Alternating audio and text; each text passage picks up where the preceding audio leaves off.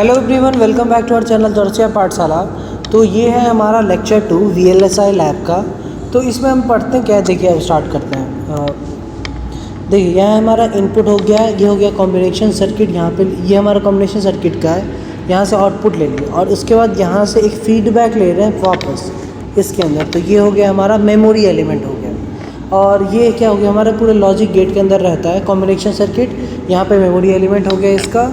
और ये देखिए जैसे कि ये सारे हमारे एंड गेट है, एंड गेट और not, XOR, XNOR, NAND, nor ये सारे हमारे क्या हैं, लॉजिक गेट्स हैं। और उसमें क्या है, लॉजिक गेट्स में नैंड और नॉर जो होता है ना, ये दोनों हमारा क्या है, यूनिवर्सल गेट है।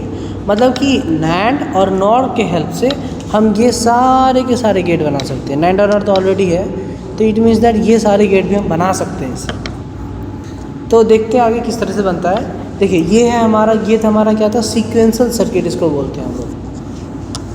अब आता है कॉम्प्लीमेंट। कॉम्प्लीमेंट क्या होता है वो ध्यान रख दीजिए। ए और ए नॉट, सॉरी ए डैश, इसको क्या बोलते हैं, ए डैश बोलते हैं आई थिंक सो। तो क्या होता है कॉम्प्लीमेंट क्या होता है, जीरो रहेगा तो वन हो जाएगा, जीरो से सपोज 0 to 1 हो जाएगा, 1 रहेगा तो ये 0 हो जाएगा। अब देखिए यहाँ पे किस तरह से है, ए बी, ये सारे इसके इस टाइप से लिख सकते हैं। ए बी को इन सारे फॉर्म्स में लिख सकते हैं हम लोग। यहाँ पे मैंने एक चीज़ मिस्टेक कर दिया है कि ए बी 2 बार लिख दिया है, इसको हटा देते हैं। चलिए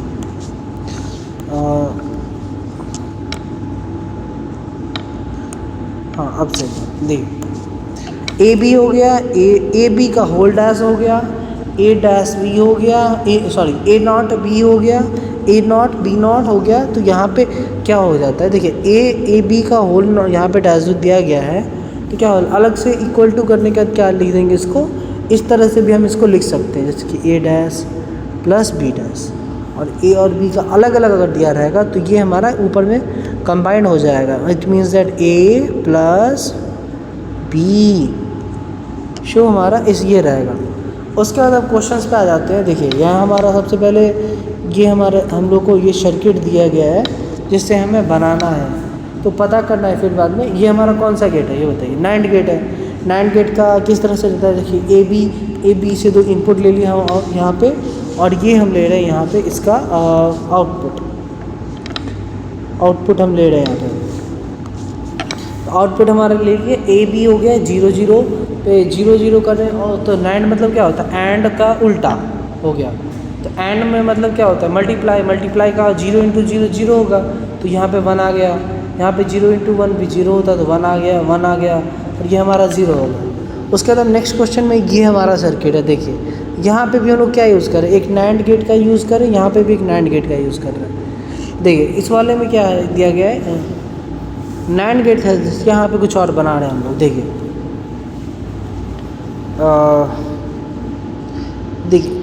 यहाँ पे नैंड गेट का है, यहाँ पे भी नैंड गेट है। देखिए यहाँ पे क्या किया हम लोग, नैंड गेट में एक ही यहाँ पे इनपुट दी, एक ही इनपुट दोनों पे दे रहे हैं। अगर देखिए एक ही इनपुट अगर दोनों पे देंगे तो यहाँ पे जाके यहाँ इसे देख भी सकते हैं, वैसे याद कर लेंगे तो ज़्यादा बेटर है कि यहाँ पे 0 आ रहा है, 0 0 1, मतलब कि यहाँ पे 1 आएगा। 0 अगर एक ही देना है हमें, तो यहाँ पे भी 0 आया, यहाँ पे भी 0 आया, तो यहाँ पे हमारा 1 हो गया। और यहाँ पे अलग अलग इनपुट तो दे नहीं सकते, तो या तो हम इसमें ये वाला केस यूज़ करेंगे या फिर ये वाला केस यूज़ करेंगे। तो 1 1 यूज़ कर रहे हैं, तो यहाँ पे 1 आ गया, तो 1 का क्या है, यहाँ पे 0 दिया गया है, तो यहाँ पे हम 0 लिख लेते। तो ये हम अब उसके बाद हम देखेंगे ये टेबल के हिसाब से क्या, ये हम लोग को नॉट गेट का नहीं लग रहा है कि नॉट गेट में क्या होता है।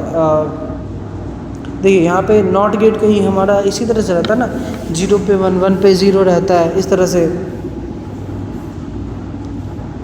नॉट मतलब क्या होता है, मल्टीप्लाई, तो 0 × 0 1। और इसको ये चीज़ देखिए, जैसे कि यहाँ पे क्या होता है, ए अलग अलग 2 था, इनपुट देने का ए बी का डैश हो जाता है। यहाँ पे भी ए है, यहाँ पे भी, दोनों जगह देखिए यहाँ पे भी ए है हमारे, यहाँ पे भी है, तो ए दोनों का डैश। तो ए दोनों का डैश मतलब क्या होता है, कॉमन अगर सेम रहता है, मैथमेटिक्स में रहता है तो अलग होता है, बट अगर सेम है तो यहाँ पे एक ही लिख सकते हैं इसको। तो ए का हो जाएगा ए डैश लिख सकते हैं। तो 0 रहेगा तो 1 आ गया, 1 रहेगा तो 0, तो ये हमारा हो गया नॉट गेट का। उसके बाद हम यहाँ पे देख रहे हैं ये वाला सर्किट। अब देखिए ये वाला सर्किट, देखिए यहाँ पे कितना दो नैंड गेट का यूज़ कर रहे हैं हम लोग। यहाँ पे ए बी का अलग अलग सप्लाई दिया गया है, यहाँ पे NAND गेट बना दिया गया है, ए बी का डैश हो गया और यहाँ पे फिर यहाँ पे कॉमन ले लिया, मतलब कि पहले एक NAND गेट फिर एक NOR गेट। तो इस दोनों की हेल्प से यहाँ पे फिर देख लेंगे हम लोग, जैसे यहाँ पे ए और बी जो है, यहाँ पे ए बी का डैश आ गया जो कि हमारा NAND गेट का यहाँ पे दिया गया है। देखिए ए बी का डैश आ गया, यहाँ पे फिर कॉमन आ जाएगा, जो भी हमारा आंसर आएगा उसी हिसाब से हम देख लेंगे आउटपुट क्या आ रहा है। तो यहाँ पे एक डैश, देखिए यहाँ पे क्या हुआ था, जो भी आ रहा था उसका डबल डैश लग रहा था, यहाँ पे डबल डैश। तो यहाँ पे ए बी का डबल डैश मतलब कट के फिर से कॉमन आ जाएगा, तो ए बी आ गया। तो ए बी तो जो भी मल्टीप्लिकेशन होगा, मल्टीप्लाई के लिए क्या करते हैं, ए बी एंड से मल्टीप्लाई करते हैं, तो इससे हम ये चीज़ भी लिख सकते हैं और वैसे भी हमें पता चल रहा है कि हमारा एंड गेट है। उसके बाद नेक्स्ट देख लेते हैं ये कौन सा है। देखिए यहाँ पे भी एंड गेट का ही यूज़ कर रहे हैं, एंड गेट का ही यूज़ करके हम यहाँ पे बना रहे हैं और बन रहा है हमारा यहाँ पे। इसको थोड़ा हाईलाइट कर लेते हैं, नहीं ऐसे नहीं,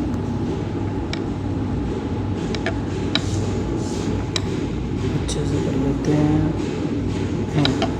ये हमारा यहाँ पे हो गया और गेट।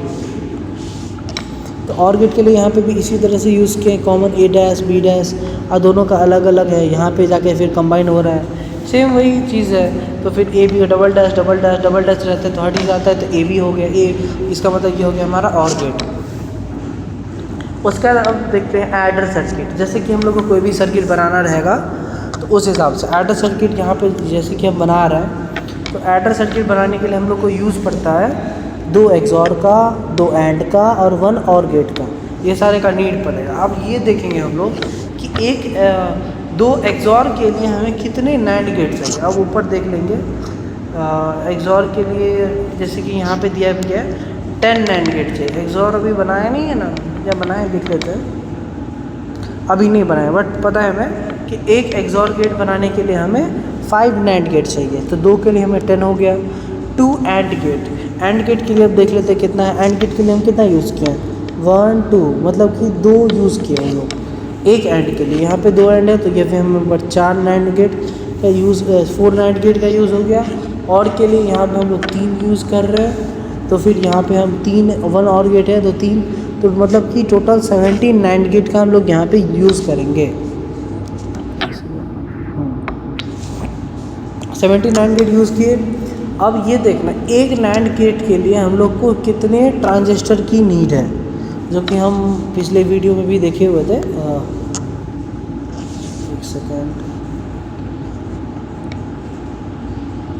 देखिए यहाँ पे ये बनाया गया एक NAND गेट, ये रहा हमारा एक NAND गेट है, जो कि कल भी देखे हुए थे ये चीज़। एक NAND के लिए कितना यूज़ कर रहा है, 1 2 3 4, मतलब कि टोटल 4 CMOS, मतलब कि 2 PMOS 2 NMOS। तो अब आते हैं हम लोग अपने पुराने न्यू वाले को।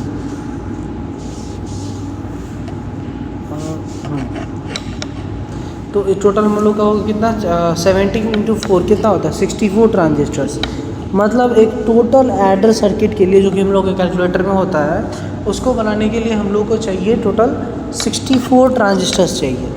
अब ये सोचिए कि हम लोग के फ़ोन में या डिवाइसेस में कितने सारे मतलब कि रहता है, इतना छोटा सा हम लोग का IC का चिप रहता है, उसके अंदर इतने सारे हम लोग करते हैं, तो उसके लिए हम लोग को बिलियंस ऑफ ट्रांजिस्टर्स का ज़रूरत पड़ता है। अब वो चीज़ कैसे होगा, वो चीज़ आगे बताया जाएगा। वैसे ये चीज़ नोट कर ही लिए, वैसे मैं सोच रहा था कि इसको लिख लूँ, सही है। XOR गेट का एक XOR गेट के XOR बनाने के लिए यूज़ करेंगे NAND गेट का, तो हमें 5 चाहिए, क्योंकि ये चीज़ पहले हम लोग पढ़े नहीं थे, तो इस वजह से सर हमको बाद में लिखा दिए थे ये चीज़ कि XOR के लिए यूजिंग NAND गेट के लिए 5 NAND गेट। Thank you. अब नेक्स्ट देखते हैं हमारा नेक्स्ट लेक्चर में किस तरह से रहता है लेक्चर 3। लेक्चर 2 का आज यहीं ख़त्म करते हैं, अब मिलते हैं न्यू लेक्चर में।